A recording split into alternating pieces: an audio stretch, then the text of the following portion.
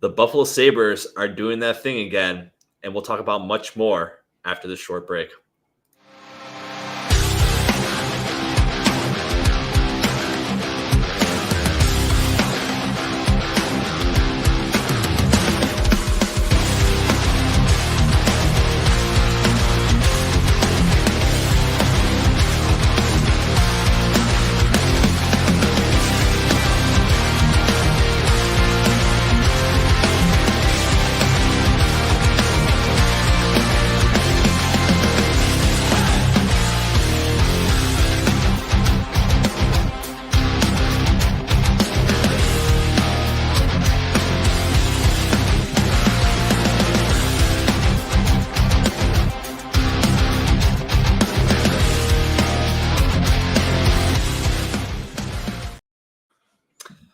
Welcome to Sabres Edge podcast presented by Nickel City and Mafia. Before we get started, make sure to like, subscribe, and leave any comments below on the show. But yeah, it's been kind of one of those weeks again with the Buffalo Sabres. Sammy Saucemitz, how's your past week been?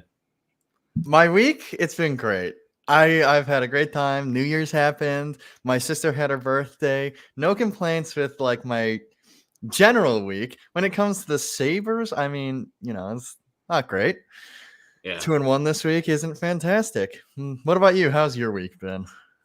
I mean, it's the same old. So, stayed up here for the holidays, so nothing crazy. We just had these Sabres games going on, and I feel like some of these games are just like a struggle to get through for the fans too. So we'll kind of hop into those. So I'll just go over kind of like the past three games real quick, and then I'll get your opinion on them, okay?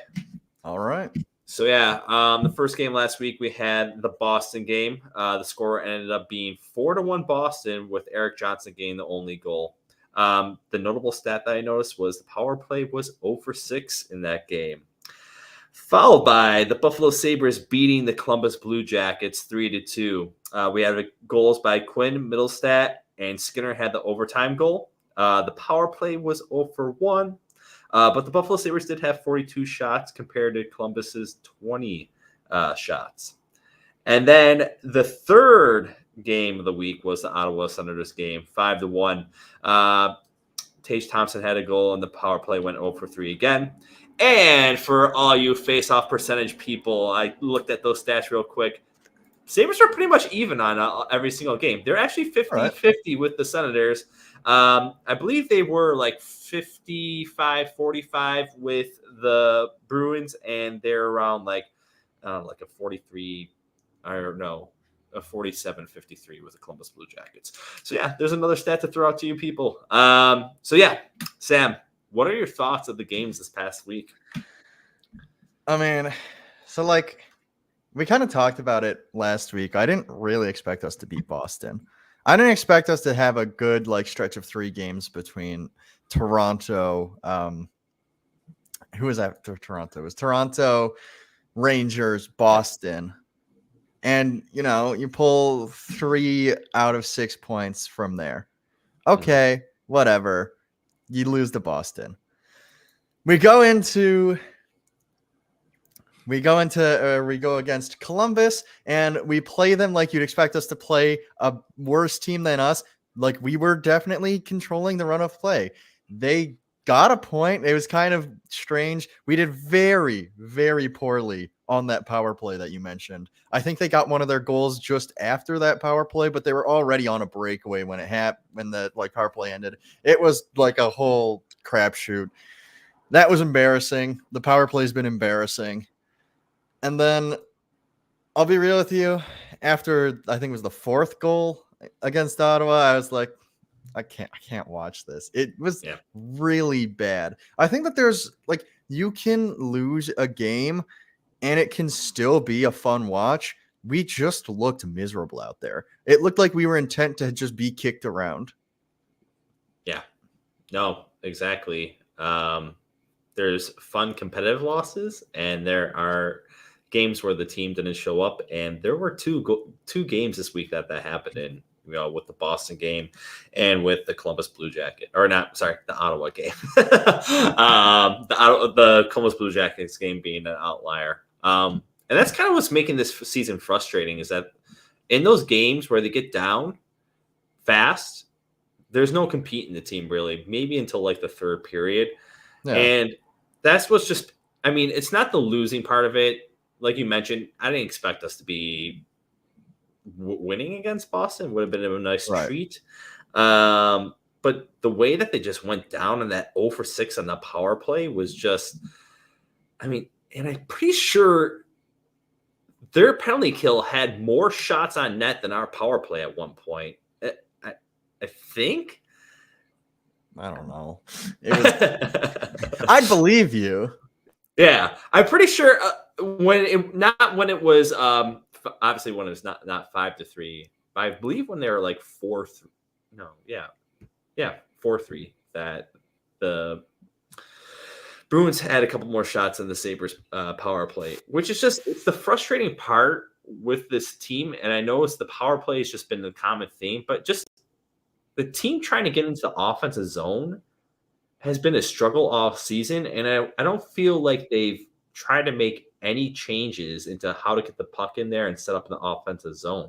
It's kind of just they're met at the blue line by basically all 5 skaters on the other team. And then they kind of like, I forgot what you were calling it earlier in a couple of podcasts, where they just drop the puck back to the guy that's like checking forward to get the puck in there, just kind of slam it in there. And it just hasn't been working. And they've been trying this all season and they haven't done anything to change it. Is that something, I mean, do you feel like that's something that you're noticing as well? Or am I just going insane here? So for the power play, at least, I think that's what you're talking about with the drop back pass. We do the drop back pass. Probably it feels like we do it more than any team in the league, but it is a very valuable technique. So the theory behind it, right, is you push the opponents onto the line that they're trying to hold. You drop back the puck, and then the person behind now has a full head of steam coming into the zone, and you can blow past the defenders, and you have space, right? Yeah. And it's effective. Every team in the league uses it on the power play. I don't know why we choose to do it almost every single time, and then it just makes it predictable. You have to add some sort of variance. You have to, sometimes the player who's running it up has to look and say, hey, you know what? There's space anyway, even if I don't, push them back. I can just get through because they're letting me. Or, hey, there's someone on the wall there, and they're not marking that wall because they only have 4 players and can only do so much. And yet we always defer to the okay, now throw it back lazily. And it's just I don't know. It's not a good look. We cannot really get into the zone effectively. And then even when we are in the zone, I don't think it we're doing anything to help ourselves because we just on the power play, we'll just pass it around and then pass it around. We stay high in the zone. And even Tage Thompson, the shooter, will be high in the zone. You're not putting any sort of pressure on the other team.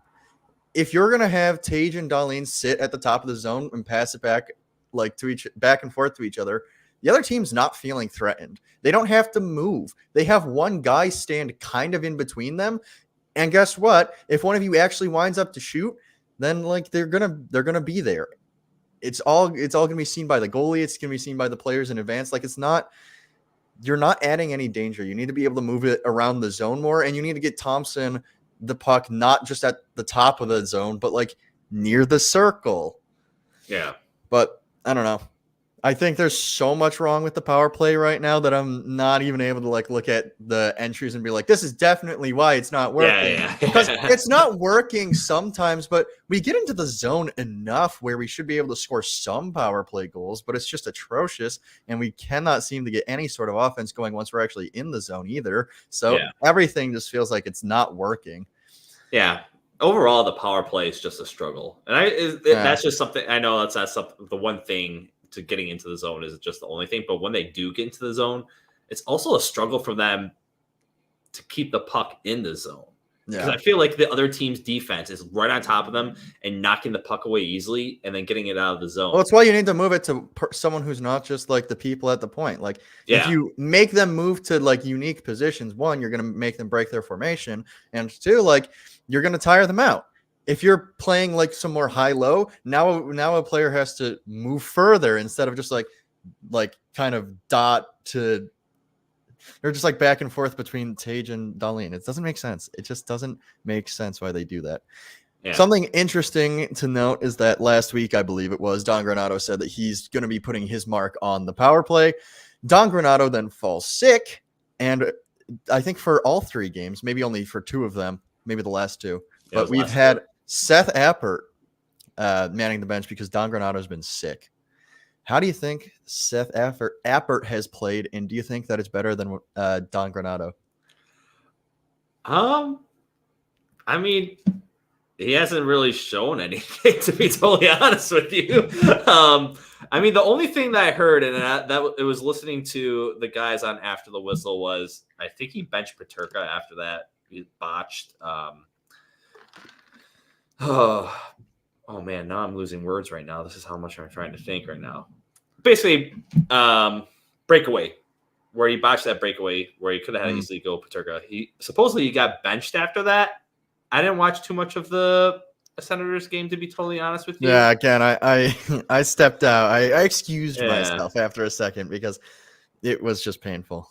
But. So, I mean, if he's willing to bench guys, I mean, that's something different than Granato doesn't do. But besides that, I mean, how much more change can a single head coach do? It doesn't seem like the philosophy changed at all. It felt like the assistant coaches were really running everything, and he was just kind of running the bench. I don't know. Right. Was there anything that stuck out to you at all with Appert coaching behind the bench? Literally nothing. I bring up the Appert thing more just because we were asked about it, but I don't think it's that different.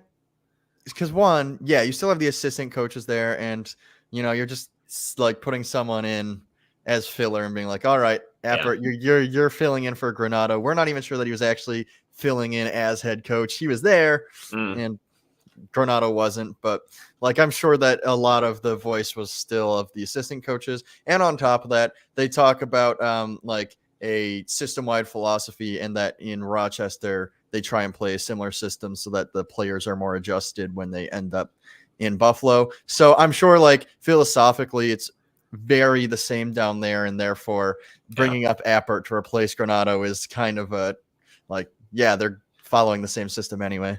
Yeah, I took a look real quick at the Rochester Americans and their standings right now, and they're 5th place in their division. They're I think they're 12 points out of first place. So, I mean, they're how much of the system is going to keep on going that's going to make this team successful? I'm not going to go into that. We're not going to delve into this. But I guess what I really wanted to point out too was, and I guess a lot of the media was talking to in Buffalo is it a little bit concerning that Kevin Adams didn't have any trust in any of the assistants to run the bench, and he had to go and grab his AHL coach to come up and be the head coach of the team, because that seems to be a sticking point for a lot of people in the NHL. And I think it's the first time in history that it's ever happened that an AHL coach came up and coached the NHL team. I think it's a weird thing. It's weird that people care also. Yeah. Like, it's both weird that it happened and weird that people care. I understand, like, yeah, a coach is sick. You have like 4 of them or whatever. Like, you surely have like, just if you need another person on the bench, like bring like the videography coach down or whatever. Like, he's already here. Yeah. But also, like, I don't know if Appert's like available for the time being, and he's right, like Rochester's just down the road. It's not like we're like, hey, someone from like Seattle, come down here. Like, it's our affiliate's 2 hours away. Yeah. It's fine. I don't see why people would be. It's weird. It's weird that it happened, and I think weird that people care. Yeah, I'm kind of in the same boat. I don't really think it's that big of a deal that Seth Appert came up and coached the team at all. I mean, like we mentioned, there wasn't really no difference in the team and the style that they played. So he was just literally kind of like a body there, and he was just kind of making any executive decisions that were going to be made during the game. Right. How much a head coach actually does in the middle of an NHL game, It's very little. Yeah, unless it's like a pressing game where it's all right, it's 3-2 and you're getting down to the last 5 minutes of the game. That's when your head coach kind of stands out. But besides Yeah. that, I mean, yeah, he'll might throw out a challenge every once in a while. You got challenges, you got set plays, you got motivating speeches. I think that's you got the ability to bench Paterka. Yeah, exactly. So I think that's the one thing that he did. And all right, I He mean missed that's cool. doing that. But Paterka left Rochester and Appert's missed the thrill. Yeah, exactly. I mean, you gotta get your licks every once in a while. So, yeah, I mean, it was pretty much a non-story. I think a lot of people were blowing it out of proportion, but Yeah. Like it was cool that he was here. It's kind of fun seeing the AHL guy, but he'll go back and I'm sure we will all forget about this in like a week. Yeah. So yeah. Besides that, what else were we going to talk about? Was there anything else? I mean, I guess the other point that we can go look into is: would you put any of these games on the goalies at all, like stats wise? Because we had the 4-1 Boston game, the 5-1 Ottawa game. Would you put that on the goalies, or would you put that more on just the team in general, the way that they played? It's hard, right? Because goalie stats can be deceiving, and oftentimes they're team stats. Like if you look against the Boston game, it was 4 goals against for Devin, and he had an .840 save percentage. Yeah. Now that's not good. Even if your team's getting like hammered, that's still not good. But I don't know if I watched any of those goals and I was like, man, I'm sure Devin wants that one back. Like they were almost impossible. Like, what are you supposed to do there? Yeah. So I don't know. And then in the next one, it was Devin again. 4 goals, let in on 30 shots for an .867. We were terrible. We were terrible in front of him. I know it's only 30 shots, but we were terrible in front of Devin. I think the one thing that I noticed, especially during the Boston game, is I think the first goal, I forgot who scored it, but Benson is the one that gave up the puck on that, right? And then basically he gave up the puck. Guys were breaking into the zone. Clifton, so both defensemen stood out to me where it just looked like the effort wasn't really there. Like Clifton kind of tries to make a move on the guy, but doesn't commit to it, then ends up having to chase him, but isn't really skating hard to chase him. And then Darlene's in the front of the net. Darlene doesn't really do anything, and the goal gets let in after that. Then there's a goal with, I believe it's with Coyle. I think it was his first goal where Marchand was wrapping in under the net.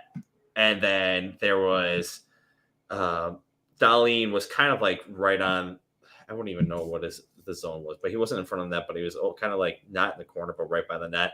And he just kind of lets that puck slide in between him and Levi, and then just leaves an easy shot for the offensive player in front. Right.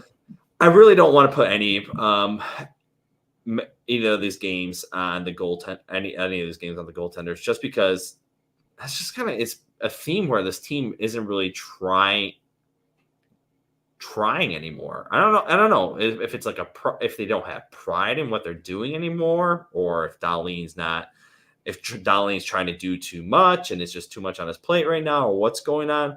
But just like the team philosophy and the team energy as a whole, like they're not committing to defense. They're trying to switch over to offense. Their offense, I don't know what it is. It might be a combination of getting goalied because you get 42 shots off in the Columbus game. And I believe they had, 30 shots or 40 shots they had a decent amount of shots in the Ottawa game too. I don't know if they're just getting goalied or if they're not getting good looks or what's going on with this team. But overall, nothing's going right for this team.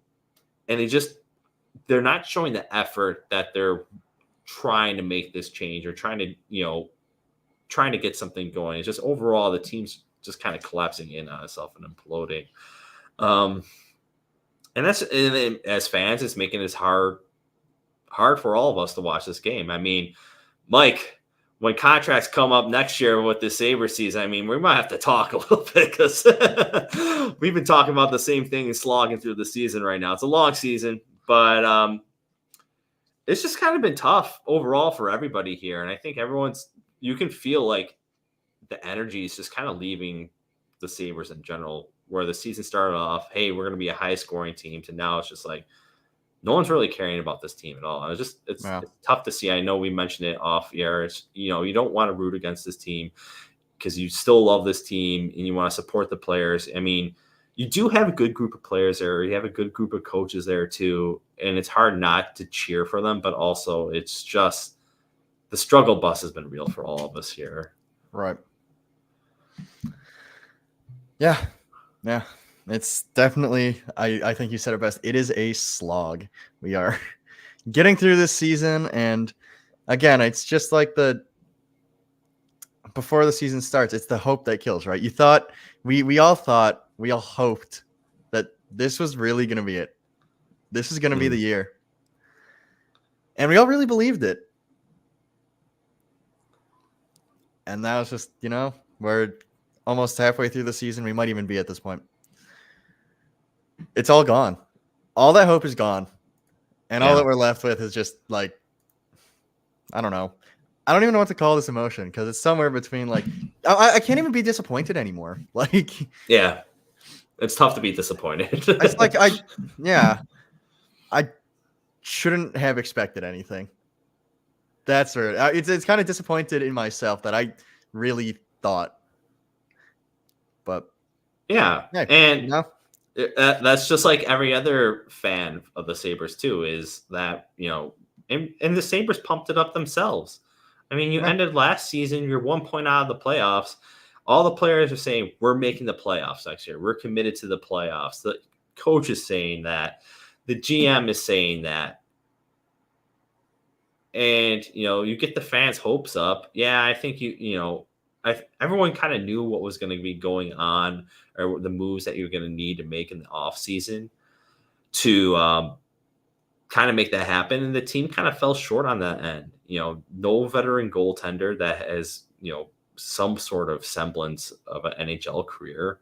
The defense, it's kind of been piss poor on that too. I mean, a lot of people, when we signed Clifton, were thinking possibly a top 4D. He's a bottom 6, maybe even 7th defenseman back where he was in Boston. And you're expecting a lot of Erik Johnson right now, where he's going to have his good games and bad games. The guy's a 35-year-old veteran. I mean, you can't put too much on his play. He's kind of there just to be like a support system for the defense. And it kind of makes me think, especially with, what happened this past week with Comrie being sent down. The big note that was being mentioned is there's $7 million worth of NHL contracts sitting in the Amherst right now between Yost, Comrie, and Bryson. Stillman's down there too. And Stillman too. So this team is very good at drafting skill in amateurs, but they're very bad at pro personnel. And it almost makes me want to question is maybe they're going to have to make a change on the pro personnel side, because they're just not making the moves that are going to help out this team. And it's been questionable for years. I mean, even the Taylor Hall signing back when Adam started, I mean, that was to get ticket sales going, but he wasn't really beloved here. Like, let's do an exercise here and just try and think back to the time when these signings were made. Did you? We'll start with Taylor Hall. Did you dislike that signing when it was made? It's a hard thing because I liked the signing because at that point we still had Eichel, and Hall is a few years off from his MVP season, so maybe you're thinking this guy can come back and do that.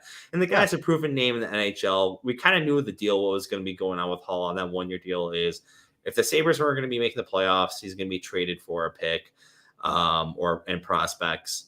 And he was using the Sabres to kind of just get, a new lease on life, maybe to start up his career. So I wasn't too mad about the Hall signing, but I wasn't too overly enthusiastic about it either. Because, I mean, for me, Taylor Hall never got it up for me. But for the Sabres, I mean, and the state that the team was in, I mean, it was a pretty big signing. But I wasn't. I mean, for me personally, as like a hockey fan, I haven't been really impressed with like Taylor Hall's career overall. I think on paper that at the time that was a great signing. You get Yeah. him for 1 year. You say you're going to play with Jack Eichel, and you're going to prove it. You're Mhm. going to prove what you need to, or that you deserve that bigger contract that you actually want. And like you're just going to play top line minutes with Jack Eichel. Like that was the whole thing with that. And at the time, that was probably like that looked like it was a very good signing. Now, Yeah. retrospectively, we know maybe that's not the case. Maybe that wasn't ideal. Yeah. Other Kevin Adams moves, he brought Peyton Krebs, Alex Tuck, and Noah Ostlund. That's a pick though, so we're not going to include that. Was Eric Stahl under him too? I can't Eric remember. Stahl, yeah, he got Stahl was one of his signings. Also, I think like at the time, like that's a good idea. That was a good idea. It's a name. Yeah. Yeah, it's a real name. It's someone who like brings that veteran leadership that everyone's oh so fond of. He like has really done it in his career, you know, like that's a and he filled a void for us where we had Middlestat at this time, who was probably our second center. I think so. And that was before Middlestat was realistically C2. Yeah. That's a good signing. There's nothing wrong with that signing, I don't think. And again, we know it doesn't turn out well, and whether we want to say that was Ralph Kruger's fault or Kevin Adams for not doing enough that year, that's, you know. I think, yeah. I mean, I think for that season, personally, for myself, I really wasn't expecting out of anything out of the team. Yeah, those signings are a big deal for the team that I really didn't have much hope for at that point, because I think we all knew Eichel was kind of out of there, and that was that after everyone else left, like Reinhart and Ristolainen, or were they still on the team? They were still there. Okay. Because this was going to be Eichel gets injured this season, and then he doesn't play, and then Sam Reinhart becomes first line center, and he gets traded after the season. Yeah. So yeah, that's correct. I'm trying to remember my seasons. So I'll be going a blur at this point. Yeah, I mean, as it should have been. This is not. Yeah. And I think at that point too, it was almost the right signings that you need, because it was the last gasp of that core to see if this is going to be something that's going to move forward in the future. So you go out, you get a few big signings, it doesn't work. Then Kevin Adams gets to making trades. He sends Eichel, Reinhart, and Ristolainen out, and I think that the Ristolainen trade is undisputably great. Yeah. Getting anything for him would have been great, but did we get like 2 first-round picks or something? Like it was maybe like a first and a second, like. I think it was a first and a second. Or maybe no. It could have been 2 first. I think it was 2 first-round picks that we got selected for, which is insane. Steal. And I think right now they're looking to trade him on Philadelphia. They're trying to get rid of him now, so it's crazy. Rasmus Ristolainen was a first-round pick, Robert Hagg as well. So maybe I remembered it more fondly than it was. But still, first-round pick, Robert Hagg. That's fine. Did Robert Hagg ever end up playing for the Sabres? He did. Yeah, he played a few years. I don't even see. This is my memory's being wiped. I guess that's a good thing. Yeah. It's definitely good to push all of these years out of your memory. Right? So whatever. You get a first-round pick for Ristolainen. That's great. For Sam Reinhart, I think you got a first and Levi, which becomes Kulik and Levi. Yep. Sam Reinhart wasn't going to re-sign with us. That's a great trade. I mean, he tried to make it seem like he was very sad to leave the Sabres, but I think he was. I think both of those things can be true. Yeah. He did seem like in the Beyond Blue and Gold one with that trade. Like he seemed genuinely like he cared about the franchise and that he wants to see it succeed. And that can also be the case being like, I need to get out of here. Like, yeah. No, I mean, at that time, he was my favorite player on that core. Oh, So I agree. Yeah. it was just like watching Brian Campbell leave back in the day. So the thing I loved so much about him is even like he lived through the dog days of the Sabres, and he would never give up on any given night. no, he's a relentless. Yeah. Yeah. Would love to if he ever wants to come back. I would love to take him back, but rumors Vancouver next year. I mean, that makes sense. Going back home. Yeah. If they're starting to pick it up there, so I can see that for Sam. Yeah. But yeah, and then the other big trade that Kevin has made was the Eichel one, which I think is probably good for both sides. I think Alex Tuch could, if he could find a bit more consistency and health, that would be good. Peyton Krebs is still, the jury's a little bit out on him. Noah Ostlund seems to be tearing it up in juniors right now, or in World Juniors, but I think we were going to get to World Juniors later. Yeah, we'll talk about that later. Did we get like a second as well that became Jordan Greenway? I believe so. I think Jordan Greenway, the second that they traded for him was Jordan Greenway. Right. So then that becomes Jordan Greenway. That's fine. I think losing a superstar, you never want to give up the best player in a trade, but I think you did well with what you had. Especially, people don't always remember Jack Eichel was forcing a trade at that time and everyone knew it. Mm-hmm. He was not going to continue playing with the Buffalo Sabres. So, like, given that knowledge, he did well. Yeah. So I think the way that he went about it too is when he sat, he wasn't going for the first offer. He was going to sit and wait as long as he could to make that trade, and he made the perfect trade at the perfect time. I mean, I'm glad. I mean, I know a lot of people hate Eichel, Sabres fans especially. I'm kind of glad that it worked out for him in Vegas, to be honest with you. He kind of got out of the limelight surprisingly because he's in Vegas. It's kind of coming back for him right now. He's kind of becoming the face of Vegas, but he's not the franchise savior. Like, he has a couple guys that kind of keep him in line over there. Like, you have Matt Stone, who's going to be your center there, or your captain there, who's pretty good. So I'm glad that it worked out for him. It kind of hurts to see him win a cup, but I mean, shoot, he was supposed to be, if it wasn't for McDavid, he was supposed to be like another almost typical line generational guy. Right. And just to see him, performing at that level now, it's good to see that. So to like chronologically place Kevin Adams' tenure, he started off with Jack, Sam, and Eichel and decided that was a good idea to make some bigger signings to try and make a push for the playoffs. Mm. We both agree that those signings were probably good. At the time, they looked good. Yeah. It didn't work out, but it was a good effort. Let's just say that the coach at the time was not probably up to snuff with. Yeah. Kruger. I mean, yeah, let's just forget we ever had Kruger here. Like, that's so Kevin Adams, like that was probably a good start. Yeah. It didn't work out. So Kevin pivots and he trades the big stars away. And we agree, big stars, I mean, kind of loosely with Ristolainen. We agree that those trades were also good. Yeah. You get a bunch of draft capital. You trade out some, like you probably get back warm bodies like Haig. You get Alex Tuch, who's like a very good player in the league. Prospect and Peyton Krebs. It's a good trade.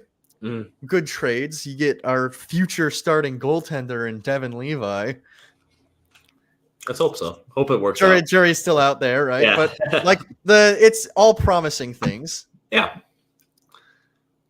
And then you move into a different era, and this is the one that people are most like questioning. But I think it's important to put into context, like when you ship out Jack Eichel, Sam Reinhart, and Rasmus Ristolainen, you say we're done with this core. Mm-hmm. We are starting over. It's a new rebuild. That is a new rebuild. It's hard for some people to accept that, but that's what that was. Yep. And so now Kevin Adams, the thing that we hear the most about Kevin Adams is he's not doing enough to push us over the edge. We're still waiting for all of those draft picks to mature. Why would we do something to push us over the edge before we get the core that we got from getting rid of our old one? Until you see Kulik, Savoy, and Osland on this team, that core is not here yet. So yeah, I understand. It's easy to say like, oh, you went out in the offseason and you got Ilya Labushkin, or you picked up someone like Tyson Yost on waivers. Yes, that's his plan. That's been his plan because it's a rebuild. As soon as those 3 players left, it was a rebuild. And until the draft picks that we got in return for those players get here, you're just kind of waiting. So yes, I don't think that all of the moves he's made after that are fantastic, but I think they're all at least good ideas. And the important thing is none of them have cost us really anything. But if you go down the line, all of his signings were at least fine ideas. Tyson Yost was a waiver claim, literally free, and we got him. He's like a former first-round pick. He's serviceable in the NHL. I would still say he's serviceable in the NHL. Like, I don't really want to see him on my team anymore just because I've seen enough of him. But if another team put him on their NHL roster, I wouldn't be shocked. You get someone like Jordan Greenway. That's a second-round pick. Maybe that's a little high. Maybe it was a third-round pick. I don't really remember. Or Stillman was a third-round pick. Like, that was... I still think Stillman's probably a fine 7th defenseman. He adds something that's different from our defenseman, and it's the, like, physicality.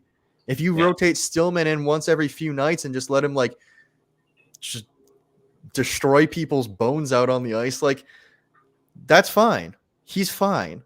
Mm-hmm. You kind of replace him with Connor Clifton this year. And again, I think that that's probably a little... You signed him for a little longer than I would have liked, but the idea of Connor Clifton's not that bad. Obviously, he's not playing great here.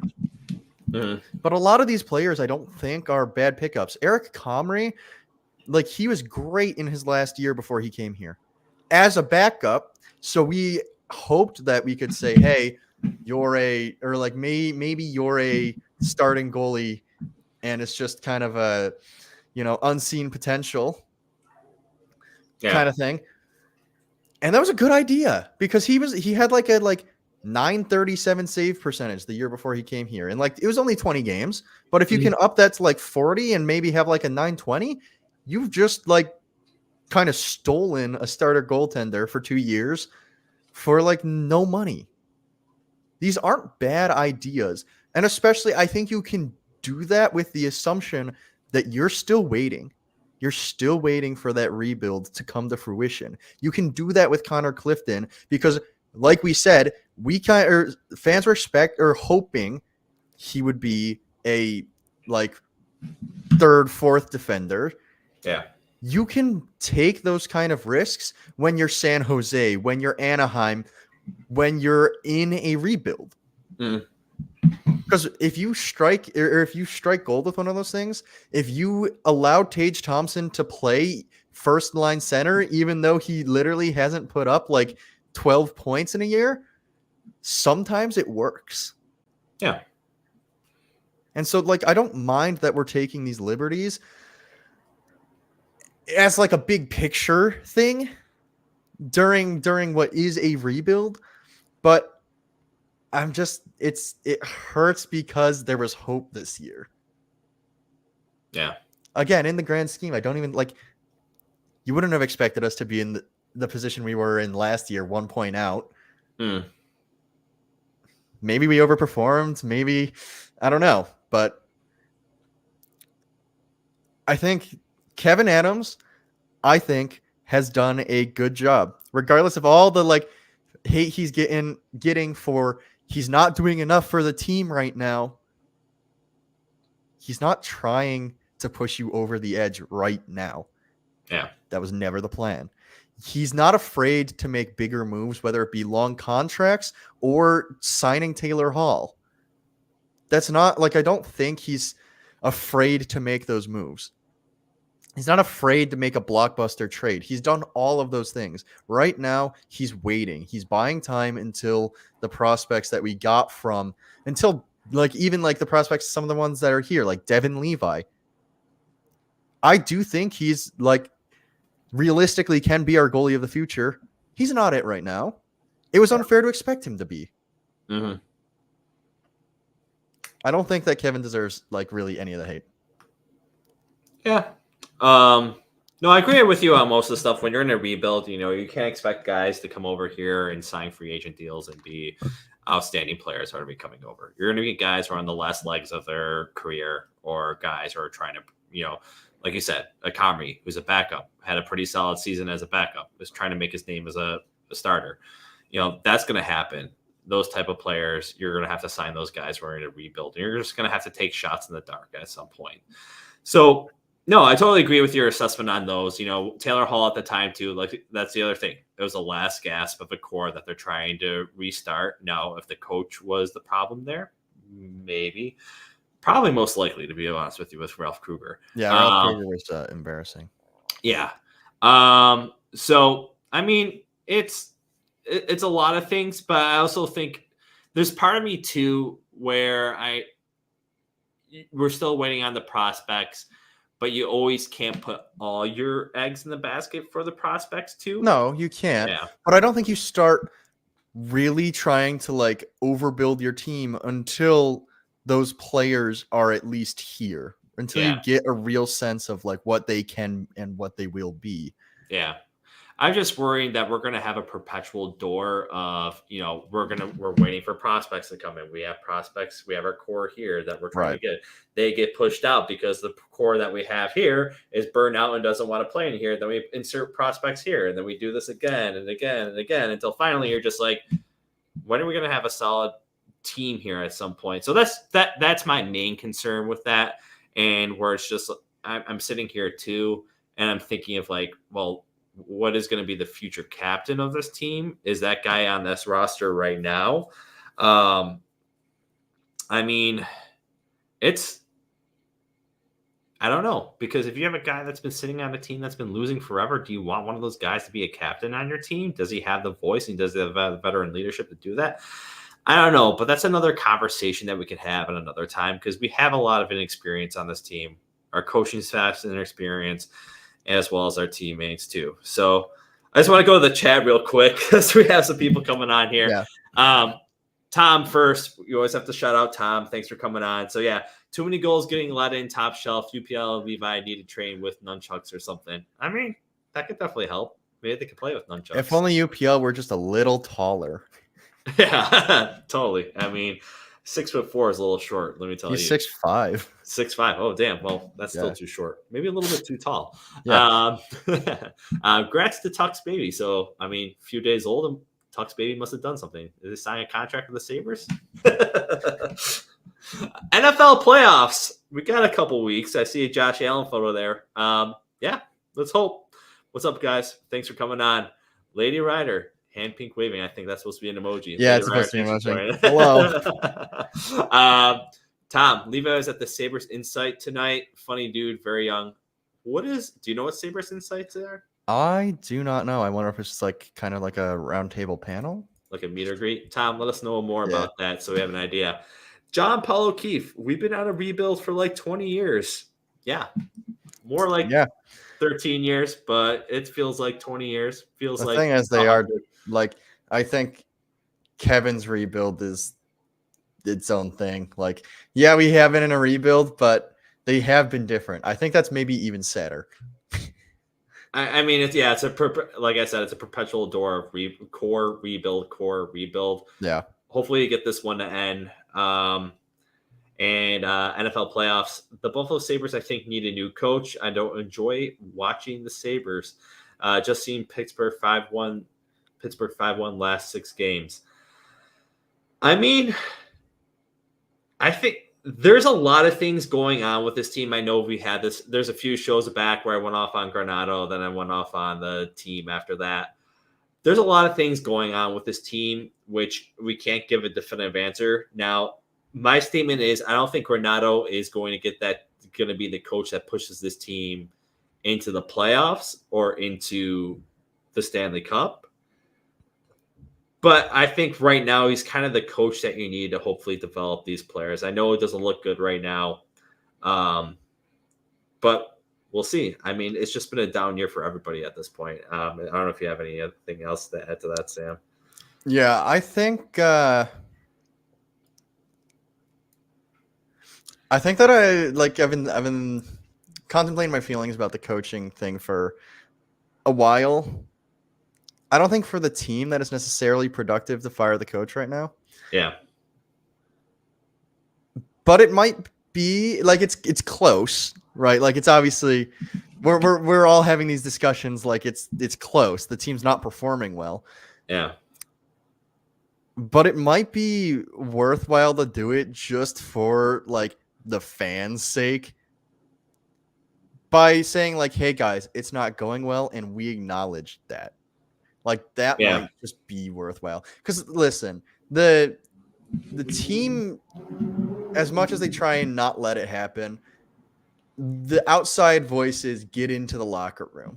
Mm-hmm. Oh yeah, we know that. We know that after the post-game press conferences, right? Yeah. Like they know it. Yeah. Maybe it lights a little spark under you. Like I think that's the effect that you see when you like fire a coach, right? And then a team goes like on a winning streak. Like it lights a spark under you for sure. That like, hey guys, we played so bad that like this guy got fired because of it. That's a motivator. I don't know how sustainable it is. Eventually, they all end up falling back into like I'm sure next year Pittsburgh, if they aren't doing well, like they'll be having these conversations like, is it a coach? Do we need a new coach? Right? Like these, you see how frequently like the NHL carousels coaches. Yeah. It's like those winning streaks do not last that long.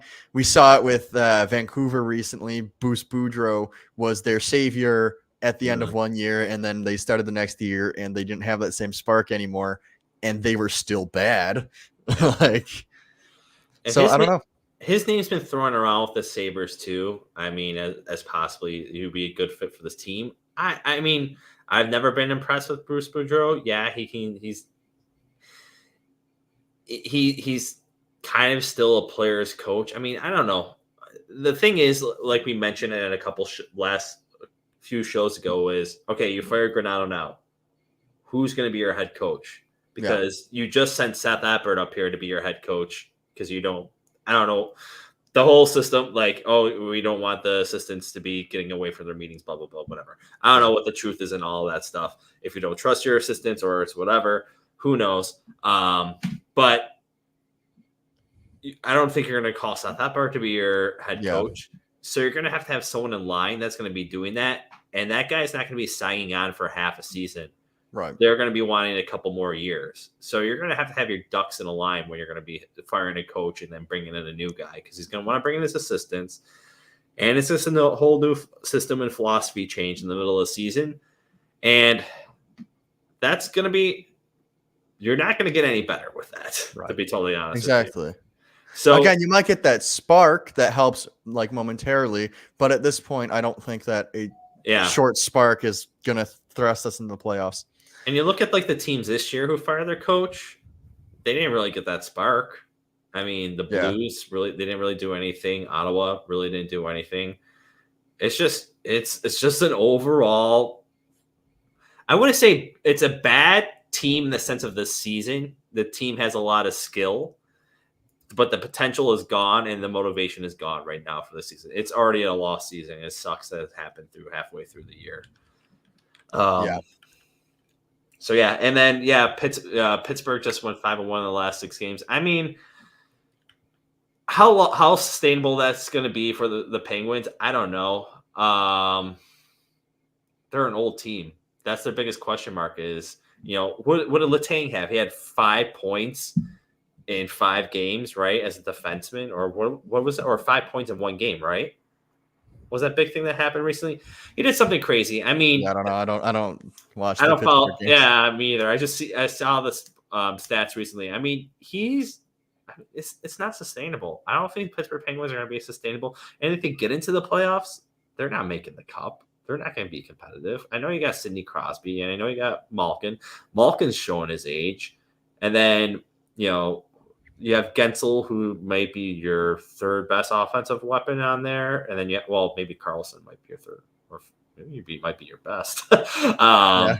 So, I'm not really, I don't know. Pittsburgh, they're just like an anomaly right now. You have a lot of good former players. I don't know. I don't think it's sustainable. I really don't see that team being competitive in the playoffs.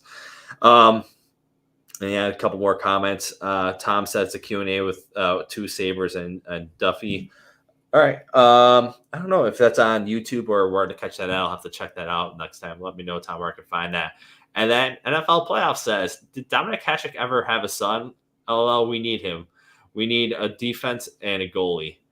I don't know about that with Dominic Hasek, but I think we both mentioned, Levi has a bright future with him. He's proven himself at all levels so far. So I'm not too worried about the goalie situation like I was last year. Yeah.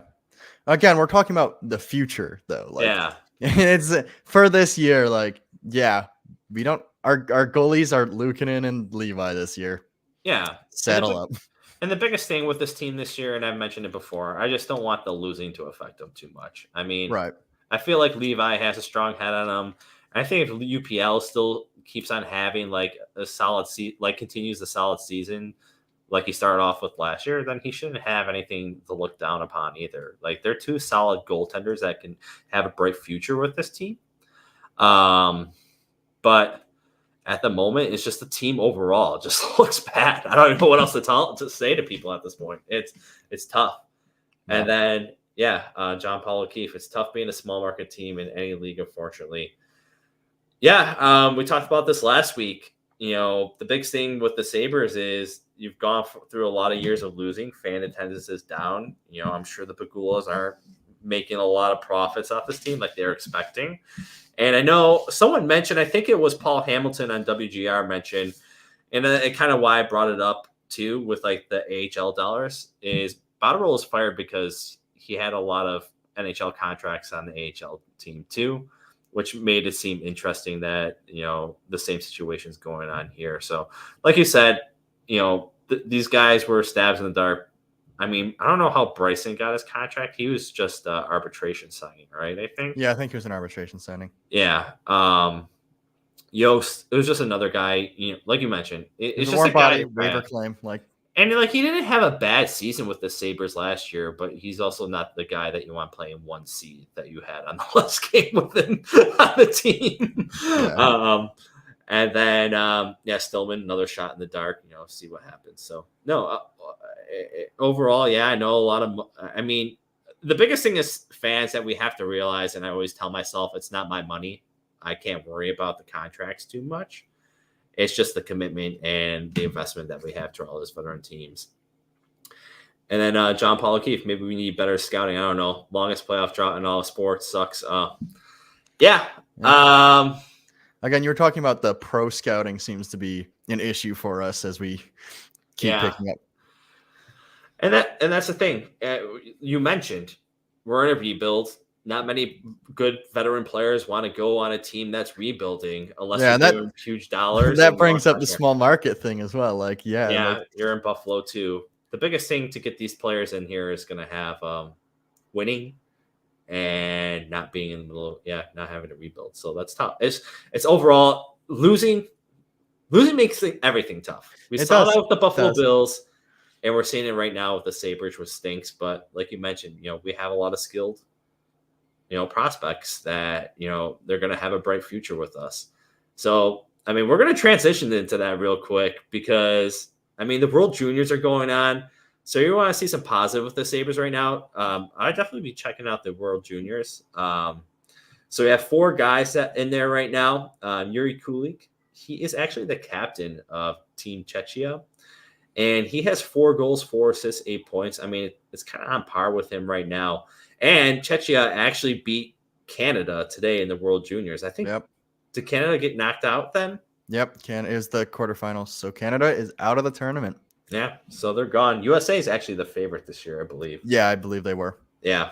Another prospect that you mentioned earlier too, Noah Oslin, 2 goals, 5 assists, 7 points, and I'm pretty sure he's 1C on the team too. He's playing. He's 1C with Anton Wahlberg on his wing, and let me just say it, like the scoring stats are great. It's great that he's putting up points.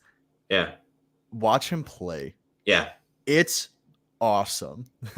He is so mindful of just the ice and the people around him, and he is just great at like keeping up a high motor, which I didn't really expect was going to be his game. He skates really smoothly. It feels like he's never really out of position. He is probably the prospect that has looked the best in this tournament for us. Yeah, no, I agree. And it's almost surprising. Was he? So, yeah, he was in the middle between Kulik and Savoy. It's kind of surprising because I think he had the most question marks out of both those guys when he got drafted. So, and then he went and played more in Sweden. So, like, I think we tried to bring him over this year to be a Rochester American, and he like chose to stay in Sweden for another year. But glad he's doing well though. So it's nice to see. We gotta make sure that we bring him over next year. That's for sure. Then we have Maxim Strabek. He's playing for Slovak. He's a defenseman, so he has 1 goal, 6 assists, 7 points. No, is he a defenseman? I think he is. No, he's a forward. I can't remember now. I messed. He's anyways. Maxim Strabek is a defenseman. 7 points. And he's playing for Michigan State right now. I haven't checked out his Michigan State stats right now, but he's having pretty solid, World Juniors as well. I mean, 7 points to defenseman, that's a lot. And he's kind of the 5 players that we sent over to the World Juniors, Strabek is the he has the highest overall game scores on average. So he's doing pretty well for himself. And that's compared to Noah Oslin, who's been great, like Kulik, Wahlberg, Kulik and Wahlberg we had higher expectations for. And I think Savoy has been injured. Yeah. I mean, that brings up the injury question on him again. I believe they classify it as an upper body, but I'm pretty sure I heard someone say it's a shoulder thing again as well. So I wonder if it's just like if it ended up so beyond broken that it's never gonna be right again. And if so, that would just suck. Like what are you gonna do about a freak accident like that? But I hope that's not the case for him. But yeah, there is a question about the injuries, and also you kind of see some people passing him, I guess is the word, in our prospect rankings. Like the year before, we weren't sure whether Rosine was ever going to really be an NHL player, and now it seemed more and more like he might be the next guy up. You see Kulik, like he was drafted at the end of the first in that same draft, and he's clearly now like in a more favorable spot with the Sabres. You see Noah Oslin, like he's doing very well in this tournament. Zach Benson gets drafted this year and he's already on the roster. Yeah. Maybe you try and see like, hey, maybe Savoy has value if he can be sent somewhere else, because eventually you will have to make choices about all of these guys. Like they are not all going to be able to stay. Yeah. And if it's looking early, like, hey, this guy might have injury problems, this guy might not, or this guy's already falling in the pecking order even without the injuries, like maybe that's one of the guys that we look to move out. And that's what I was thinking too, is I think he might be a trade candidate just because he still has he has a high ceiling still. But I just don't think he's going to be, he's like you mentioned, passed by a lot of guys. I just don't feel like, it almost seems like the coaching staff's not even really like a big fan of him as well. I mean, Appert said, mentioned something about him when he was playing the AHL last year during the playoffs. And then, you just saw how much ice time he got up in the Sabres this year too. It got sent down for literally the next day. Yeah.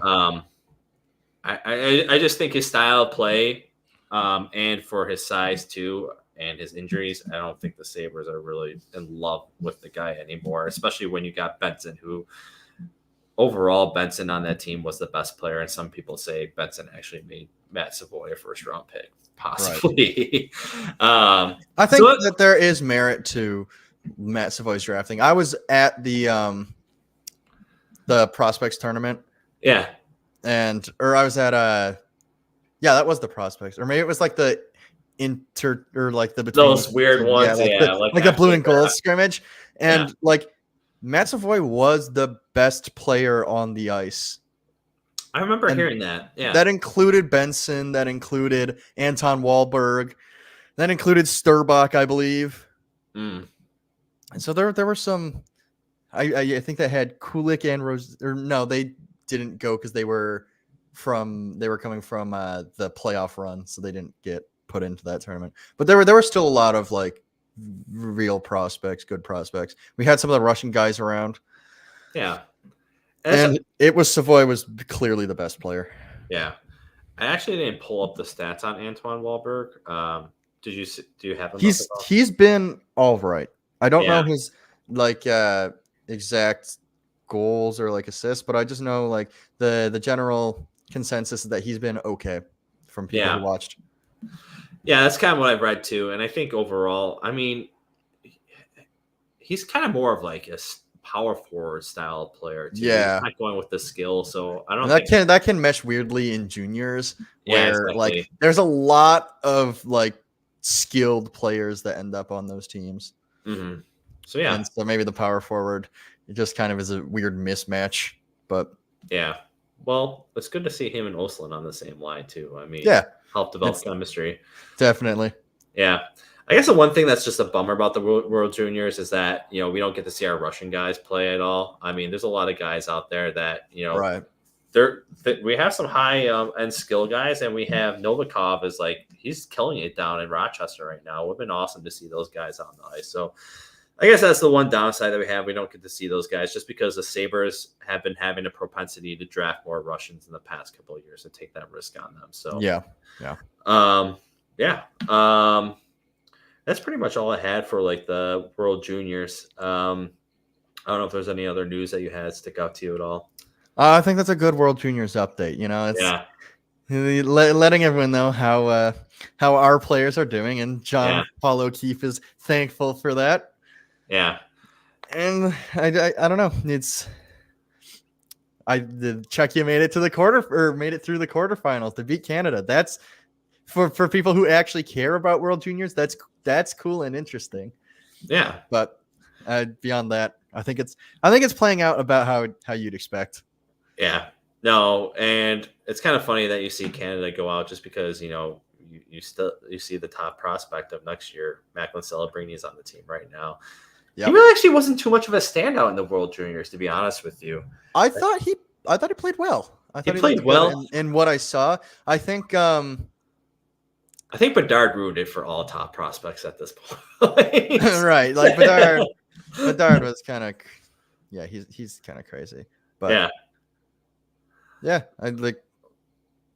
Besides that, the final remaining teams are Sweden and Czechia, and they'll be playing each other, and then USA and Finland. So it is like, it's kind of exactly what you'd think, given that Canada is out, right? Like obviously it would be Canada and Sweden we'd think would be playing each other, but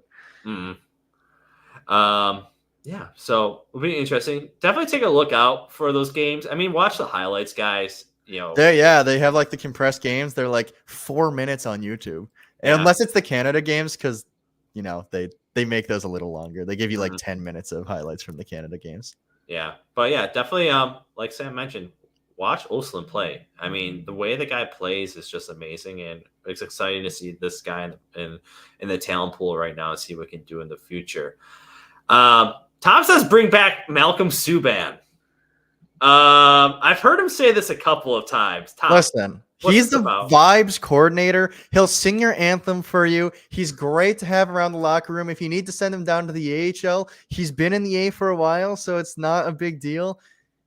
Yeah, he can't hurt the locker room. Mm-hmm. Yeah, I mean, can you make him like your permanent, anthem singer? And you can interact. That's kind of what we did with Craig. He's a hockey liaison now. Is Subban too young to do a hockey liaison role yet? I don't know. I don't know what a hockey liaison does.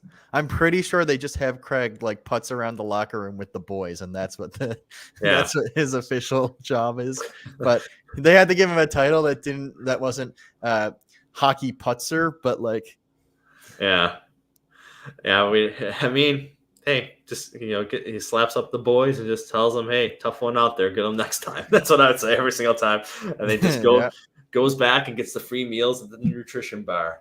And then NFL playoffs. I feel the Buffalo Bills will win Super Bowls soon. Just hope they beat the Dolphins and make the playoffs. Yeah, I think everyone in Buffalo is hoping that the Bills can definitely win next week and get into the playoffs and eventually the Super Bowl. I mean, you have Josh Allen. You should be able to use that talent. But the Sabres, I thought would make a step forward this year. I thought they would make playoffs anyway. Yeah, I think a lot of us felt that way. Yeah. We talked about it earlier in the show. It stinks. Again, that's why it hurts. We all thought.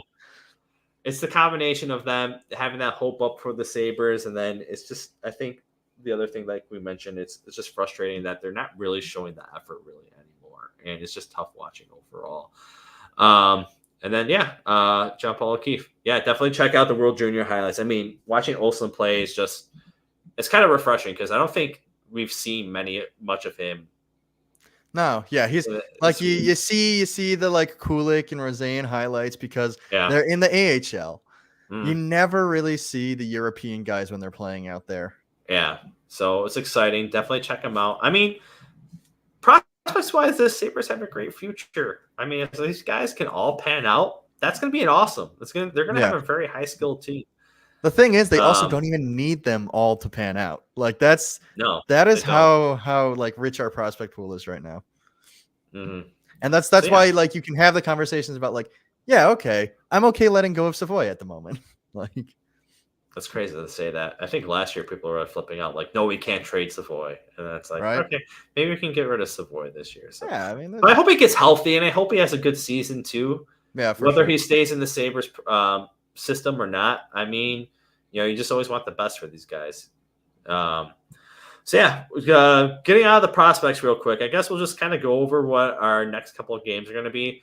I don't know if I didn't set any 3 stars for this week. I mean, there's no one really I want to give 3 stars to. I'll just give the 3 stars to the fans that I have to offer for going through all this. I will give one of the stars to Luukkonen because he played one game and we won that game. Okay. So, and he had a 900 save percentage. That's equal to or above 900. That's all I could ask for. All right. Luukkonen and the fans, you each get a star. There you go. And then just coming up for this next week. So Thursday, we play Montreal. Saturday, we play Pittsburgh. Both of those games are away. And then next Tuesday, we play the Kraken at home. Are you going to that game, Sam? I'm going to the Pittsburgh one, I think. So I don't think I'll be at the Kraken one. You're going down to Pittsburgh? Oh, is that in Pittsburgh? Oh, never mind. Yeah. I thought I had tickets to a Pittsburgh one. Maybe it's very late in the season. Okay. Either way, I don't think I'm at the Kraken one. But all right. Any expectations for the team these next 3 games? Instead of doing expectations for the team, I think it would be fun to do New Year's resolution for the team. All right. Yeah. Also, Mike says we should get the extra stars for the week. All and right. You know what? I agree. We watched these games. That gives us a star. Yeah. I agree with that. I mean, I'll take that star, and I'm going to hold it close to my heart right now. As you should. All right. You very much earned it. So you got some New Year's resolutions for the team right now, Sam? Yeah. So my first New Year's resolution that I think that we should strive to do is go on any win streak. The Sabres, after a win this season, are 1-9-4. I've heard this, yeah. That's terrible. Yeah. That's almost a guarantee that if you won your last game, that it's going to be a loss or overtime loss. We've won 1 of 14 games after a win. That's embarrassing.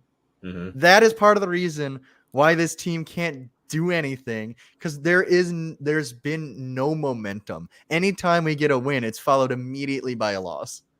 You can't like there's nothing to build on. There's no win streak. There's no momentum. So get at least one more win streak before the end of the season. I'd appreciate that. You guys won 2 once. That was crazy. I'm so proud of you guys. But you went on a 3-game point streak once using one of those overtime losses. So proud of them. Either way, get some point streaks going. Yeah, NFL playoff says we need 5 wins in a row. If we win 5 in a row, then we're if we win 5 in a row, we're above NHL 500 again. So we do have coming up Ottawa again next Thursday. Yeah, but they just stomped us. I know. I'm trying to look for something this month. Vancouver after that, San Jose after that, and then Chicago. So we could. Well, Vancouver's going to beat us. Shoot. So we have we could go on a 2-game win streak between San Jose Sharks and Chicago because those are both at home. Okay, but don't jinx it. I mean, there's not too much to jinx at this point. And then the week after that, we have Anaheim, LA Kings, and San Jose Sharks. We go on our West Coast trip for 3 games. All right. I mean, we can have a 2-game win streak. That's something. That's 2. We love it's the classic chant. 1. We want 2. Yeah. Just in terms of games. Just win some games. Yeah. I would say like a second resolution that I'd like to see this year. Oh, the next game I have is the 11th. So yeah, I'm not Ottawa. Okay. Yeah, Ottawa. Cool. Another resolution I'd like to see this year is just like for the rest of the year. Again, broken record here. Play with inspiration. This franchise should matter to you guys. Go out on the ice and show it all year. Mm-hmm. You don't even have to win the games. You have to at least win 2 in a row, but you don't have to. After that, you don't have to win the games. Just play more inspired, play with more energy, play like you care. That's the theme of this whole season. Just play like you care. And that's what I'm going to carry into this new year. Hopefully, new year, new team. All right. No. You got any wishes for the upcoming year? I mean, you said exactly. Your last point is exactly what I thought. Just play like you freaking care. I mean, what are we doing out here? You're playing in an NHL. There's so many of us out there. I'm sure you and I would love to be playing in an NHL right now. Play it like you love playing hockey. Play like you freaking care. Have pride for the team that you're playing for. And then don't give an FU to the fans. Don't play FU hockey to the fans. Play FU hockey to the rest of the league. I mean, just show like you care about hockey, that you care about winning, that you're just not going through the motions. I mean, yes, I know you're a bunch of teenagers. I'm sure you have a bunch of hormones, okay? But still, play like you care at this point. I know we have the 12-year drought. It's not on you guys.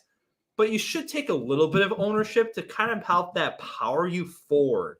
Because right now, people are even questioning if the Sabres are like a serious hockey team. And it's just upsetting because the Sabres are a serious hockey team because you have a serious fan base behind you. You have a fan base who is ready for the playoffs and ready for you to win. You saw that towards the end of last year. You saw that back in 05 and 06. You saw that when you were making the playoffs consistently. You have those fans. You just have to wake them back up and play like you care. But it's hard. I mean, you haven't shown it that this year. I don't know what it's going to take. I know John Paulke playing like they care really comes down to coaching, I feel. I mean, it comes down to a lot of things. I mean, yeah, it's hard to play. It's hard to listen to Don Granato because he does say the same thing after every game. And he's kind of monotone, so he isn't really a rile, go guy. So, yeah, I mean, he takes a lot of heat. But just the players, rally around yourselves. You say you guys are all friends. But sometimes when scrums happen, you're not acting like you're fighting for each other. Show that you care about each other. Show that you care about your coaching staff. Play like you're playing for Granado every game, Darlene. And play for your fans. Because at this point, it's just I don't care. Like Sam mentioned and I mentioned, I don't care if you lose anymore. The playoffs aren't even a hope this season. But if you're going to go down fighting. And that's all I ask for. Show that you really do care and you have some pride. And that's really all I have to say. That's really the only one resolution I have for this team for the rest of the season. Well, we got some resolutions from chat. NFL playoffs, would like playoffs. Fitting for your name. Yes. Switch Mike, over to NFL playoffs. show some heart. And also from him, hit that subscribe button and smash the like button. Totally free. That's also one of my New Year's resolutions. It would be totally awesome if you guys did that. Yeah. But yeah, and then NFL playoffs. Unfortunately, 13 is unlucky. Sabres 13. Season not making the playoffs proved me wrong. I mean, yeah, I think we agreed 2 weeks ago that this is not a playoff hockey team. So, there's going to be, I think there should be some shakeups in the roster come trade deadline. You're going to see some guys leaving, which is going to be a good thing or bad thing, depending on what players are going to be. So, that's kind of, sadly, that's kind of what we're looking forward to is like the trade deadline and, seeing kind of what pick we're going to get at this point because, it sucks. I don't want to be here. Do you have any early predictions for trade deadline? Like who we lose at the trade deadline?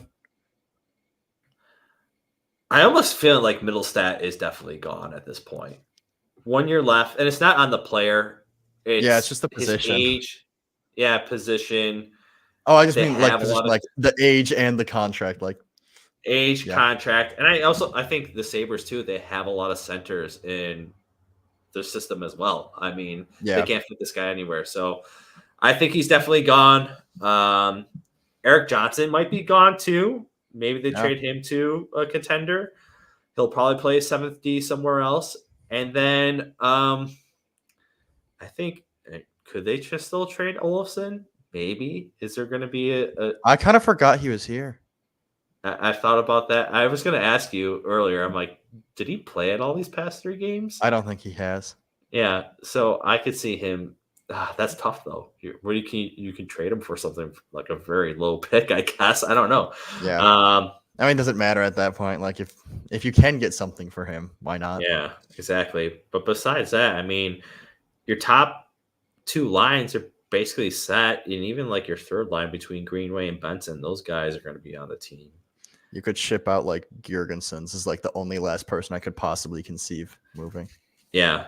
That kind of makes sense too. You've been on the team for too long, buddy. Go win somewhere else. Yeah, please, for your own good, do something like in this league. Yeah, exactly. We all feel bad at this point. Mm-hmm. Yeah, like we thought we'd be able to like bring you to the playoffs, but at this point, I think you're better off doing it on your own. Yeah, I feel bad for the guys. He went through the friggin' tank. Yeah. So no. That's kind of like my predictions. And then I don't know. My other end of the year position. My other prediction is at the end of the season, I just don't see Granado being on this team anymore. I don't know if this keeps on going the way it does. I just don't think Donnie's going to be making it at this point, sadly. So that'll be interesting to see for sure. Yeah. So, all right.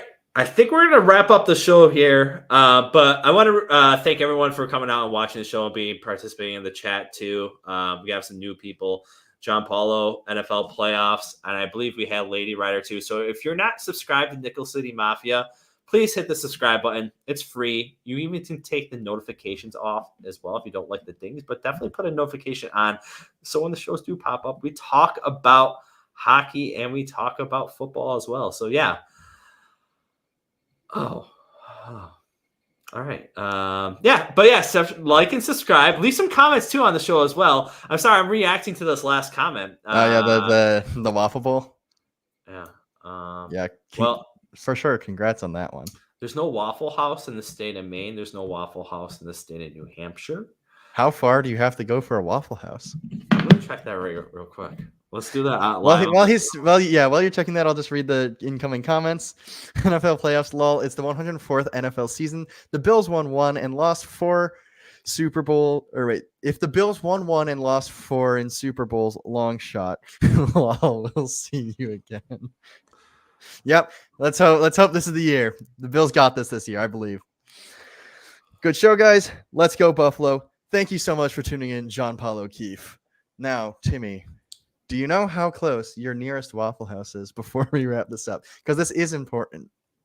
They need to know where you're streaming your next show from. I mean, I'm not even in Massachusetts. Doesn't even have a Waffle House. We gotta pick somewhere else. I can't go to a Waffle House.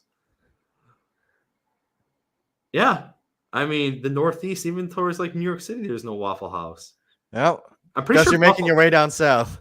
I'm pretty sure Buffalo only has So it's gonna have to be an off-season show when I'm down south. I'll do it maybe after the draft because I don't have any plans on leaving for vacation anytime soon. So maybe in May.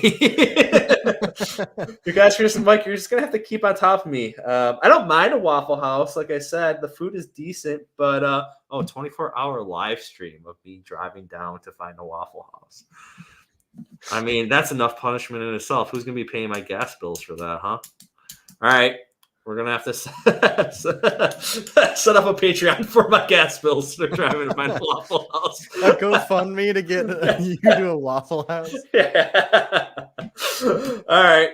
Well, like I said, I appreciate everyone for coming on. I'm going to try next show. I'll actually see what the closest Waffle House is. Google Maps hadn't showed anything in the next that's crazy. 5 adjoining states. So I'm going to try to find one, and then we'll talk about that. And hopefully we will talk about a Sabres wins. Yeah. Win, I mean, we'll hopefully by then we'll be watching the Sabres beat the Kraken too. That's right. So yeah. And then, when the Sabres get hot on your channel, we'll grow. Keep up the good work. I appreciate it, NFL playoffs. Thanks for coming on. We'll be on here next week. Tuesday at 8:30. So thanks for coming on, everybody. Have a good night.